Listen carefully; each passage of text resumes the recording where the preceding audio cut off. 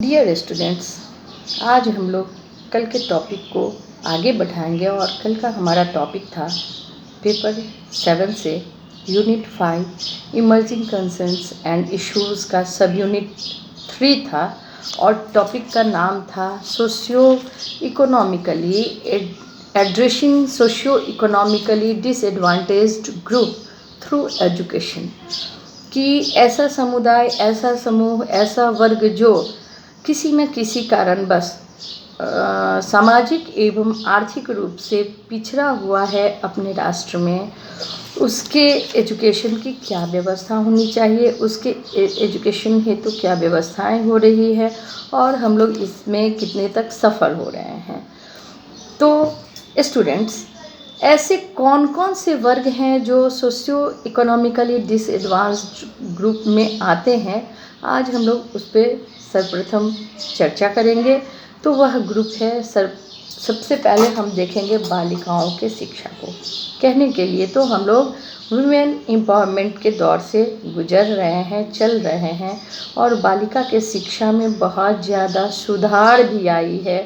फिर भी अपने समाज में वर्तमान स्थिति यह है कि बालिकाएं बालकों की अपेक्षा शिक्षा के क्षेत्र में पिछड़ी हुई हैं। तो उनके हेतु क्या क्या कार्य किए जा रहे हैं उनके शिक्षा के सुधार के लिए। तो बालिकाओं के समानता हेतु शिक्षा।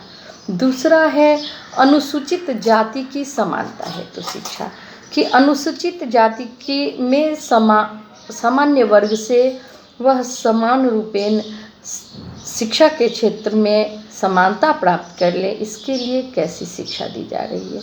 इसके साथ ही है अनुसूचित जनजाति की समानता हेतु शिक्षा, अल्पसंख्यकों तथा पिछड़ी जाति तथा पिछड़े क्षेत्र के व्यक्तियों की समानता के लिए शिक्षा, विकलांगों के समानता के लिए शिक्षा, समायोजित शिक्षा एवं सामान्य वर्ग के ऐसे बालक जो आर्थिक रूपेण कमजोर हैं उनकी शिक्षा की व्यवस्था। अब हम देखेंगे कि शिक्षा प्राप्ति के समान अवसर एवं उपाय हेतु सफल प्रयास क्या क्या हो रहे हैं अपने राष्ट्र में। तो सर्वप्रथम महिलाओं या बालिकाओं की शिक्षा की समानता के लिए क्या क्या शैक्षणिक कार्यक्रम चलाए जा रहे हैं। कहा जाता है स्टूडेंट्स कि अगर एक बालक पढ़ते हैं तो वह स्वयं के लिए पढ़ते हैं, लेकिन अगर एक बालिका पढ़ती हैं तो वह संपूर्ण परिवार के लिए पढ़ती हैं। इसलिए बालिका शिक्षा पर तो विशेष तवज्जो देना ही चाहिए ताकि समस्त स्त्री वर्ग, समस्त जितनी भी महिलाएं हैं वो शिक्षित हो जाएं। तो सर्वप्रथम इसके लिए वुमेन एम्पावरमेंट के ध्येय को आगे बढ़ाते हुए सरकार ने बहुत सारी नीतियां भी बनाई हैं और कार्यक्रम सफलता की ओर भी क्या हो रहे हैं तो अग्रसरित हो रहे हैं, जिसके कार्यक्रम अग्रांकित हैं। पहला है निःशुल्क एवं अनिवार्य बालिका शिक्षा। बालिकाओं को, गर्ल चाइल्ड को निःशुल्क शिक्षा एवं अनिवार्य एजुकेशन मस्ट की योजना के अंतर्गत शिक्षा प्रदान की जा रही है।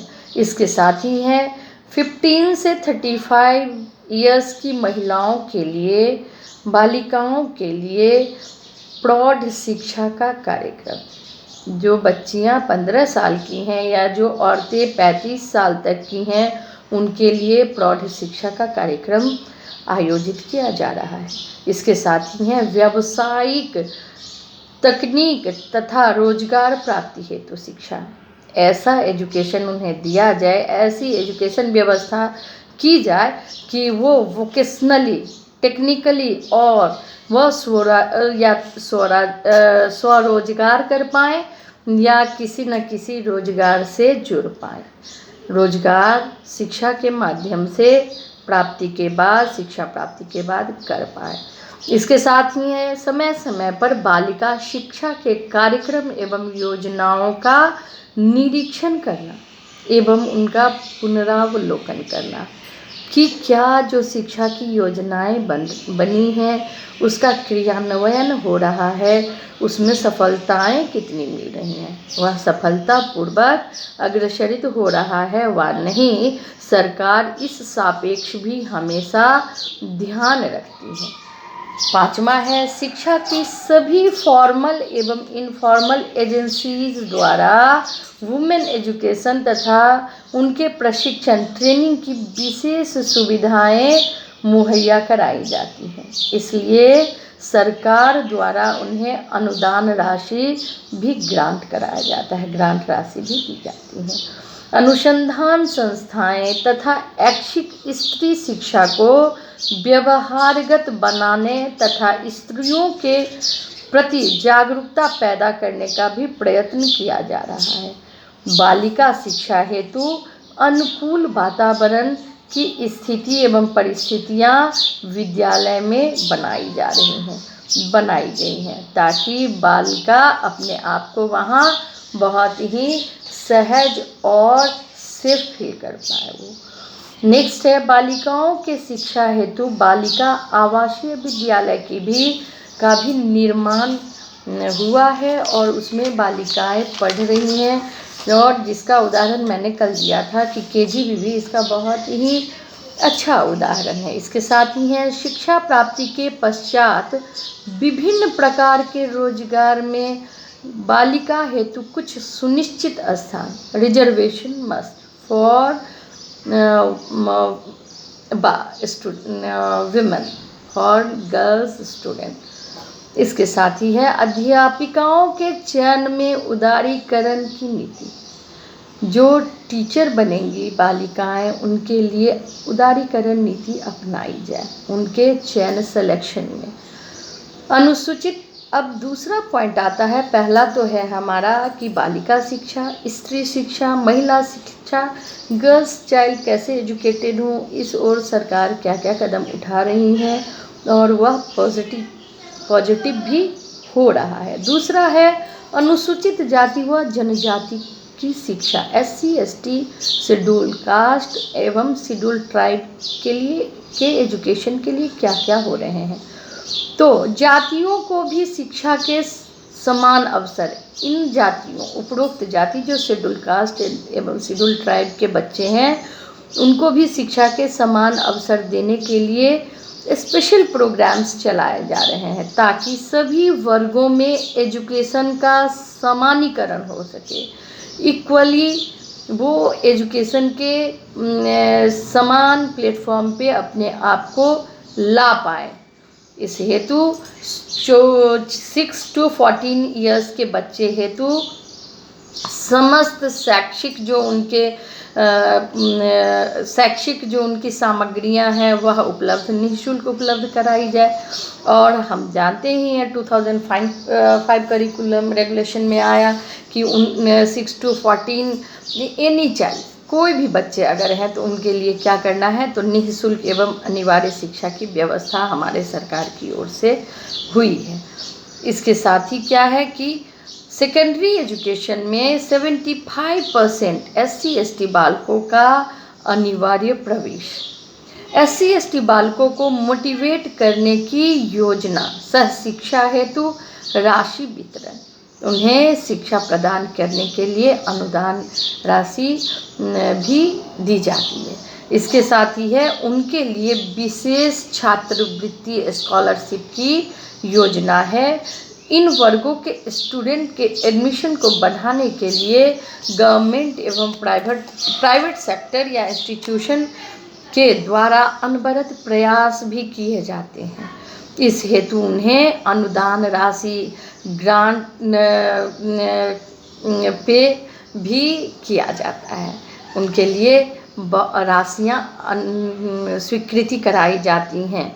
इसके साथ ही क्या है, SC ST क्लास में शिक्षकों की भर्ती हेतु विशेष आरक्षण, उनके लिए भी रिजर्वेशन की सुविधा है। डिस्ट्रिक्ट लेवल पे SC ST के स्टूडेंट के लिए विशेष हॉस्टल एवं आवासीय विद्यालय सह शिक्षा केंद्र की योजनाएं हैं और बनाए भी गए हैं। अब तीसरा आता है कि अल्पसंख्यक तथा पिछड़े वर्ग या पिछड़े जाति के बच्चों बालकों हेतु शिक्षा की क्या क्या व्यवस्थाएं हैं। जिसे हम माइनॉरिटी बैकवर्ड क्लास कहते हैं।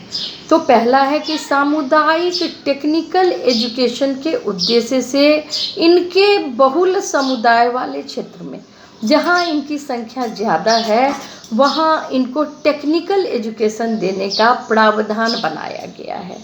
इसके साथ ही माइनॉरिटी के द्वारा स्थापित ऑर्गेनाइज जो संस्थाएं हैं, उनको सरकारी नियम के अनुसार ही चलाने की योजना है। उनके लिए सरकारी नियम पूर्ण रूप से उदार है। इसके साथ ही यूजीसी एवं उन कॉलेज को, यूजीसी क्या करेंगी तो उन कॉलेजेस को अनुदान राशि भी प्रदान करेंगी, ताकि वह अपने एजुकेशन के क्षेत्र को, वह अपने एजुकेशन को आगे बढ़ाए, सफलतापूर्वक आगे बढ़ाए। और वहाँ की बालिकाओं हेतु भी विशेष व्यवस्थाएं यूजीसी के द्वारा किया गया है। इनकी शिक्षा के लिए लॉन्ग टाइम प्रोग्राम की भी व्यवस्था की गई है। एजुकेशन का प्रचार प्रसार व्यापक एवं बहुत ही बृहत रूप से किया जाए, इसलिए जहाँ माइनॉरिटी बहुल इलाके हैं, वहाँ प्रचार प्रसार के भी प्रबंध किए गए हैं।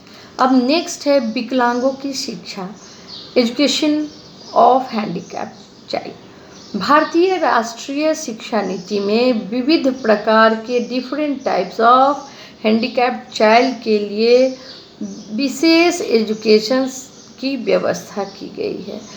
अब तो हमारे मोदी जी ने इसका शब्द ही बदल दिया और बहुत ही अच्छा उन्हें दिव्यांग नाम दे दिया है। तो उनके लिए विशेष तरह के शैक्षिक व्यवस्थाएं, शिक्षा प्राप्ति की व्यवस्थाएं के भी प्रावधान हैं, यथा इनके लिए विशेष स्कूल की व्यवस्था। इसके साथ ही इनके मध्य आवश्यक जो इनके हेतु उपकरण हैं, इनको पढ़ने के लिए या इनके नित्य क्रिया में भी जो उपकरण कार्य हों, जिससे इन्हें सुविधा मिले, सहजता फील कर पाए, इसके लिए क्या है तो निःशुल्क रूप से इन उपकरणों को वितरित किया जाता है। इसके साथ ही इनके आने जाने के व्यय हेतु मासिक रूप से इन्हें आर्थिक सहायता भी दी जाती है। जिन जिन विद्यालय में कम से कम 10 विकलांग बच्चे हैं, उनके लिए वाहन की व्यवस्था, निःशुल्क वाहन की व्यवस्था भी की जाती है।